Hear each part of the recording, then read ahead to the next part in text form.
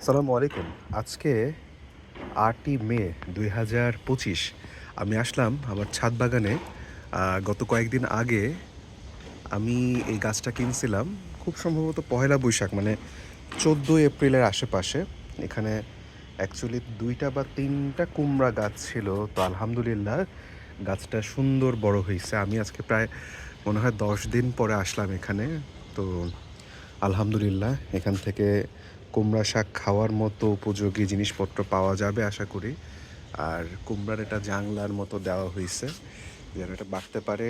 এদিকে আমাদের লেবু গাছ যেটার কোনো ভ্যালু নাই। দেন এদিকে হচ্ছে পুঁই শাক বাসায় আমরা খাচ্ছি মাঝে মাঝেই, এই যে এখানেও আছে। এদিকে হচ্ছে নিম পাতা, নিম গাছ পরিবেশের বড় বন্ধু। আর কয়েকদিন আগে এইটার যে মাথা আমি ভেঙে দিছিলাম, সেই মাথা ভাঙা থেকে এখন অনেকগুলো কি বলে কুশি বা যাই বলি না কেন সেগুলো আসছে, দেখা যাচ্ছে। এই যে মাথাটা আমি ভেঙে দিছিলাম। আর এছাড়াও আমাদের এইখানে একটা হচ্ছে আহ, পেয়ারা গাছ ছিল। সেই পেয়ারা গাছটাকে আমি কেটে ফেলছিলাম। কেটে ফেলার পরে এই যে ভাঙা ডালপালা এখানে এখনও আছে।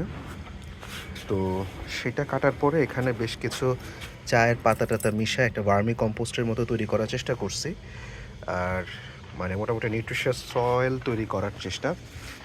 আর এদিকে তো অন্যান্য গাছপালা আছেই, আমাদের অন্যান্য ফ্ল্যাট ওনারদের, ভাড়াটিয়াদের। আর ওই কোনায় যদি দেখি, এটা আম্মা গাছ লাগায় রাখছিলেন। এটা আম্মুই দেখে মেইনলি আর কি। পুঁইশাক আছে, এখানেও পুঁইশাক লাগানো হয়েছে, দেখে বোঝা যাচ্ছে। আমি এটাও রেডি করছিলাম কম্পোস্টিং। আর এদিকে গাছের পরিমাণ কিছুটা বাড়ছে দেখা যাচ্ছে। আচ্ছা থাকুক, হোক। গাছ হইলে খারাপ কিছু না যদি সেটা মেনটেন করা যায়। এদিকে সিসি ক্যামেরা আছে, ছাদ প্রচণ্ড গরম, একেবারে উড়ায় ফেলতেছে পারলে। আচ্ছা এদিকে দেখি কিছু পাওয়া যায় নাকি যেটা দিয়ে আমি একটু নাড়তে পারি বিষয়টাকে।